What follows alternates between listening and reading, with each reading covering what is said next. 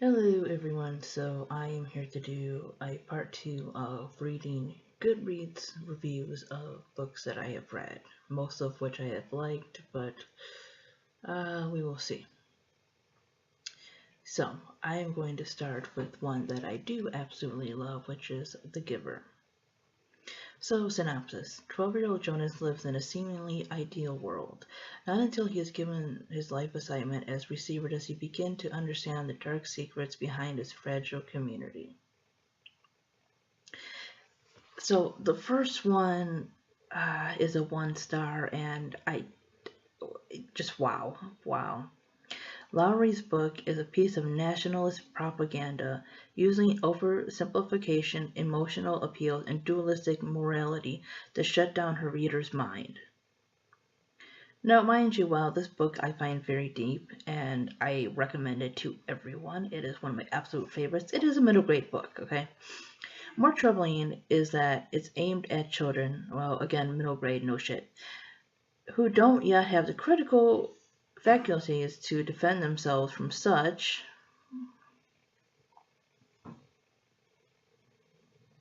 where is it? Underhand methods.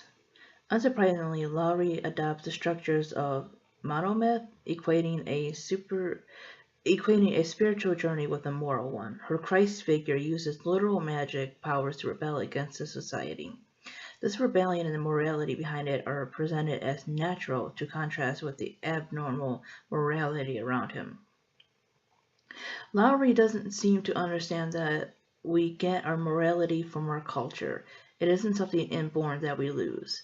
Well, I gotta have to disagree with that one. While obviously your influences around you can help shape who you are, it really is up to you. Because, you know, if you're talking about culture and influence, obviously history will show us that. Um, that's not always true because there are good people around a lot of bad things. There is propaganda and, you know, all this other stuff pitting people against each other, but yet there are people smart enough to know that not all of one group of people is bad or all good or, you know, etc. So I really have to disagree with the morality from our culture, and that it isn't something inborn that we lose. This is the first hint of Lowry's misunderstanding of the human mind. She seems her own morality is correct and then builds her story upon it. She also makes the characters act and think like a modern person would, despite never adequately explaining how he came up with such unusual notions.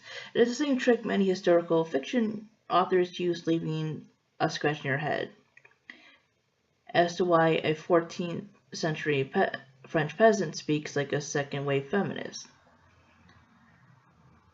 I'm not really sure what they're on about this one, because when certain things are brought up, the character is confused, and it is explained to him that that's how things used to be before his time. And they still do things like have jobs and families, it's just structured very differently. They still go to school and learn, but it's much more of a controlled environment. This is considered a dystopian society.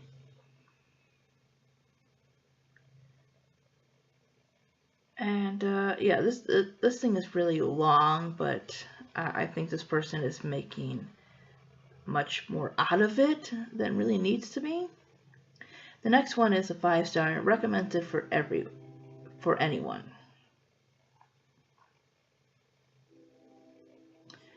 This person rated it 3 stars.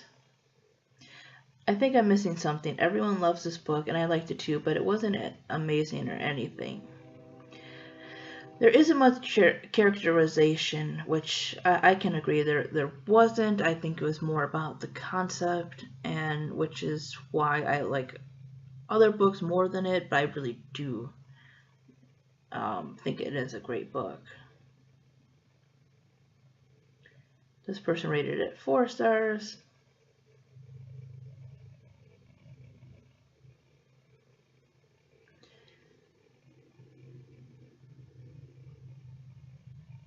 The Giver is a story that sticks with many of us as often a part of required reading in school. I read this book previously in middle school for English class and was still able to appreciate it almost a decade later. It is a story that really does stick with you. Upon finishing this book not 20 minutes ago, I'm left with several thoughts. One, this book should be required reading for anyone with the emotional maturity to handle it. I agree. This is one of the books that should be taught in school. 2, very few things leave me mentally stuttering as I struggle to put my thoughts into words, but somehow The Giver has done just that. Giver has definitely crafted work, both stunningly beautiful and deeply disturbing. It is. I mean, for a middle grade book, yeah, it's kind of out there. So let's check out All American Girl, the one that I really did not care for.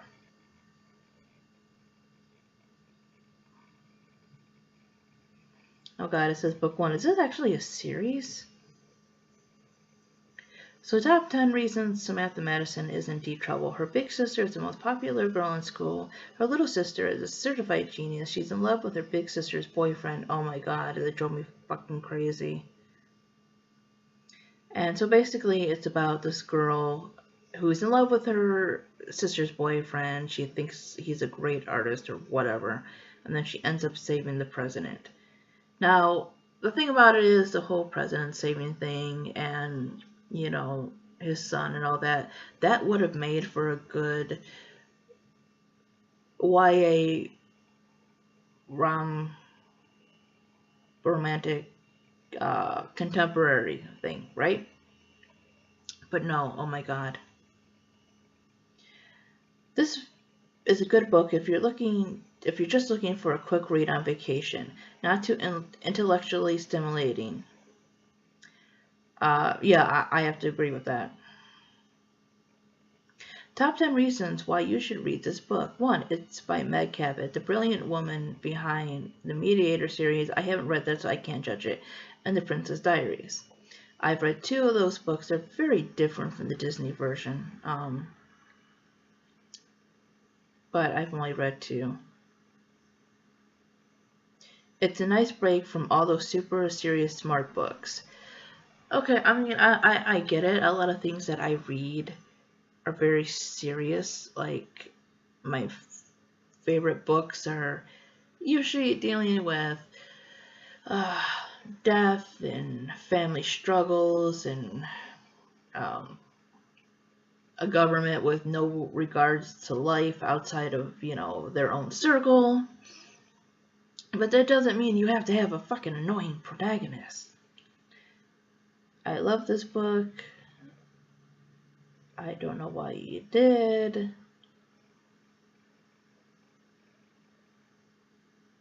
And I don't know. It's just, it's more that the synopsis of this book was much better than the book. Let's check out Battle Royale, since I already did my favorite book, and this one is compared to it quite often, for obvious reasons.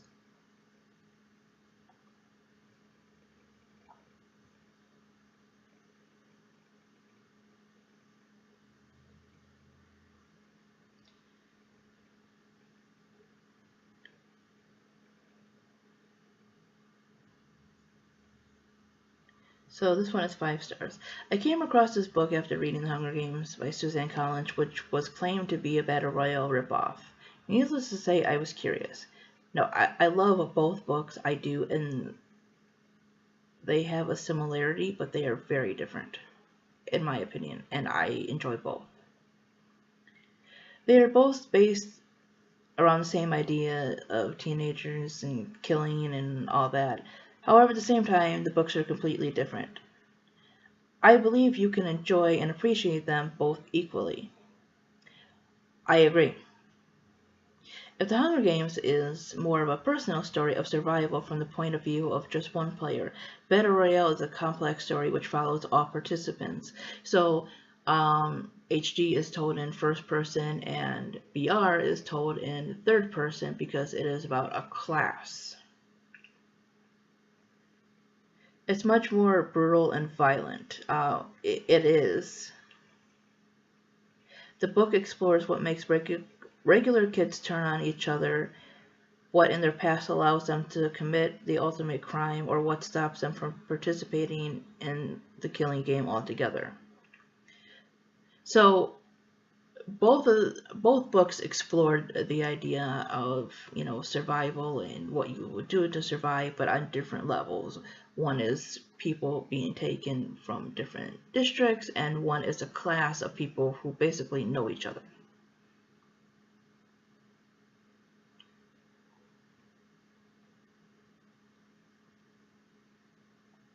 Finally finished. Wow. In my opinion, this book could and should have been way shorter. I don't know. I kind of like the book the way it was, but I know some people, they really don't like detail and stuff, and I'm a detail and backstory person. I really like that. The only reason this book is so long is because the author felt it necessary to go into tons of detail about each character's backstory before killing them off. I like that. I did. A busload of Japanese teenagers is kidnapped and dumped off an island where they are forced to kill each other in the program. So this person rated it 4 stars. 5.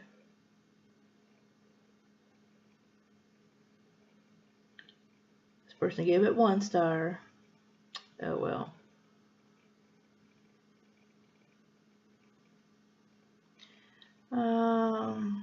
Let's see.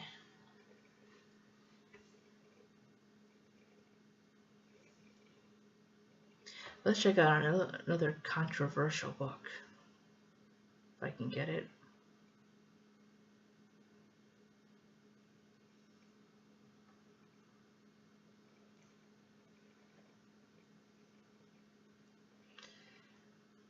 Of course you're not going to allow me to do this one, are you?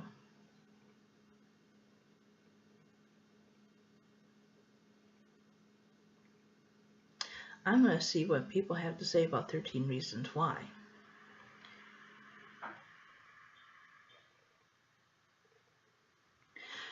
And by the way, no, I have not seen the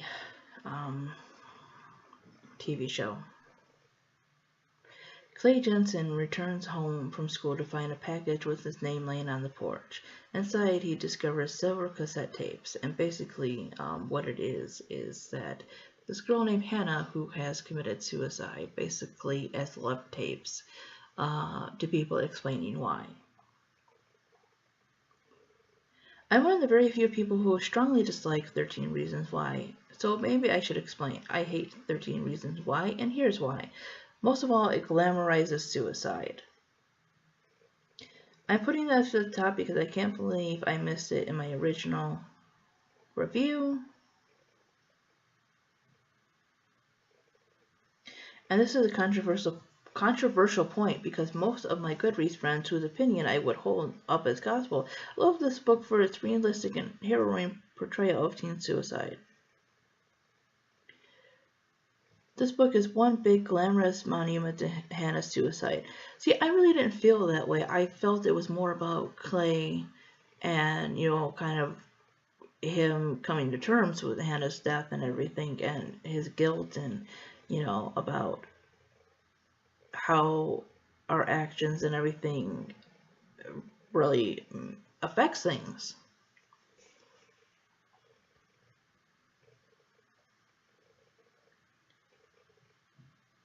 Let me start off by saying that all pain is eventually temporary.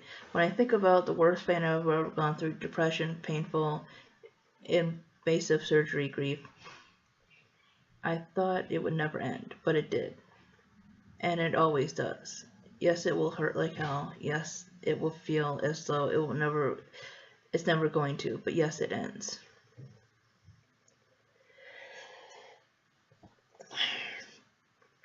Eventually, you have to become strong and extremely brave and honest. That's why suicide is never the answer. Uh, I just don't think it's just always that easy for people, And realistically, those kind of things happen.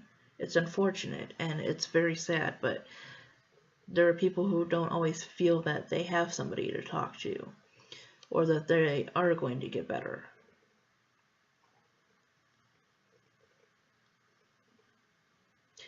Oh god, somebody buy this girl some perspective. Oh wait, you can't because she's dead, and I for one am glad of it because the character would have grown up to be a rotten, judgmental school Mary, So the thing is that a lot of it centered around basically teen bullying and stuff and judgment and when you're young, that kind of thing, it really affects you.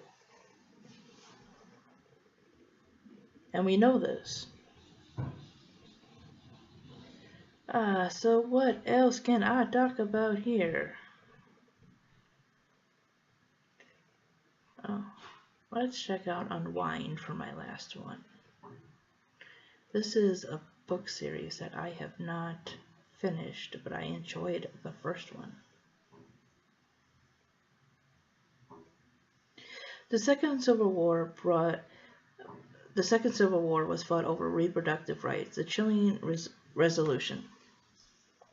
Life is inviolable from the moment of conception until the age of 13. Between the ages of 13 and 18, however, parents can have their children unwound, whereby all the child's organs are transplanted into different donors, so life technically doesn't end.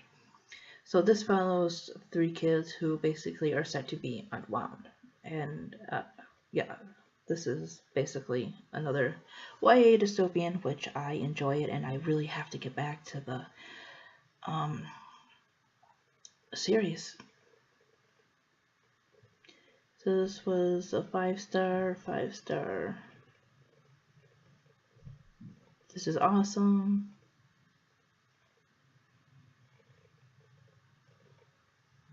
Another 5-star. An astonishing at the same time disturbing read. Took me some time to get into, but from then on I was hooked. The world created feels so vivid and real, it almost scared me.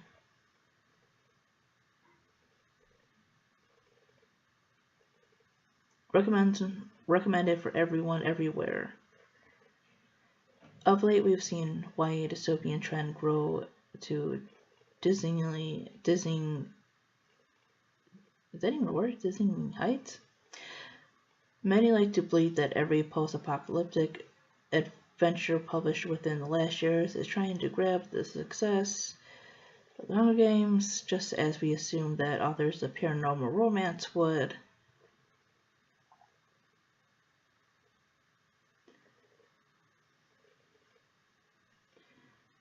Jump on the Mary bandwagon.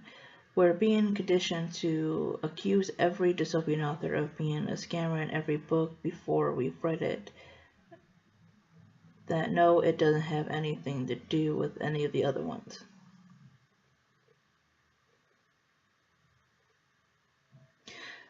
Those who believe this stop, because I can say without a shadow of doubt that this book is, but I disagree with this one because it is my favorite book, is better than Hunger Games. First of all, the world building is spectacular. It's all related to an issue we face right now, pro-life versus pro-choice. Well, the thing about it is the other book has something that we face now, which is poverty. So it goes on to the Heartland War and everything. I really did like this book. I just don't honestly, in some ways, I actually like The Giver better than this one, but I understand the controversy and everything and why this is so big, but this was definitely one that grabbed my attention. It's not my absolute favorite, but I it is something I do recommend. This book is disturbing. Just holy cow, these people think it's okay to unwind their children if they don't want them, or if they're bad kids. Well, some people just outright abandon their kids altogether. The thing about dystopians is it's kind of what possibly could happen.